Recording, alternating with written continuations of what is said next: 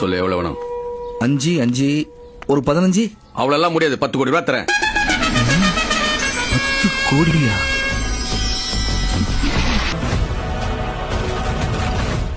இந்த மாதிரி நேரத்துல தான் தோணும் ஃபேமிலிக்காக எவ்வளவு ரிஸ்க் எடுத்தாலும் தப்பு இல்லைன்னு.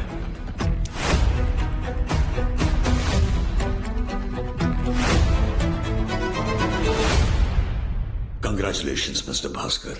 ஸ்மார்ட் டிவி வாங்கிட்டேன் போன தடவை. சரி. 43 இன்ச் டிவி வாங்கினேன். சரி. சின்ன டிவில இருந்து 43 போகும்போது பெருசா தெரிஞ்சது. இப்ப 43 சின்னதா தெரியுது. அப்ப இன்னும் கொஞ்சம் பெருசா வாங்குவோம். 50 இன்ச் டிவி வாங்குவோம். ரமேஷ் வாங்கிட்டான்றனாலதான் பொறாமைக்கு நீ வாங்குற. இல்ல ஏய், வாங்கணும்னு ஆசைப்படுறேன், வாங்கினேன். ஏன் ஒரு 30,000 40,000 பட்ஜெட்ல இருக்குங்களா? இருக்கு சார். இருக்கா? அந்த டிவியை போய் பேக் பண்ணுங்க. பேக் பண்ணு. இருங்க ஒரு நிமிஷம். ஏய், உன் சம்பளம் என்ன? 12,000. 12,000 40,000 எப்படி நீ டிவி வாங்குவ? 500 ரூபாய் முன் பணமும் கொடுத்துருக்காங்க. என்ன பண்ற? ஒரு மாசத்துக்கு வீட்டுக்கு தேவையானதை எழுதி கொண்டு வரேன். முதல்ல வீட்டு பிரச்சனை முடிச்சிருவான்.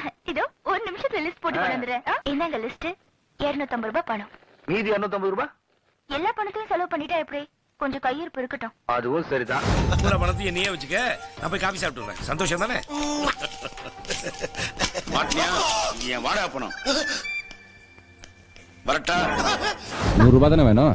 என்ன இவ்வளவு கரெக்டா சொல்லிட்ட? நான் 100 ரூபாய் கொடுக்குறேன். ஆனா நான் கேட்கும்போது நீ கரெக்டா திருப்பி கொடுக்கணும். நாக்கு தவற மாட்டேன்னு. அது வாக்கு தவற மாட்டேன். வாக்கா? இப்ப தவறிட்டேன், இனிமேல தவற மாட்டேன். கொஞ்சம் உட்கார்ந்துருங்க, நான் வந்துறேன். ஒரு நிமிஷம்.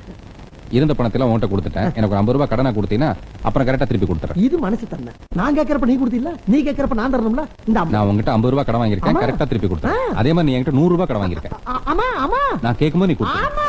How much? Just 5,000. Hey, no. 7,500 sir, this one. Super. மச்சான், ஓகேடா.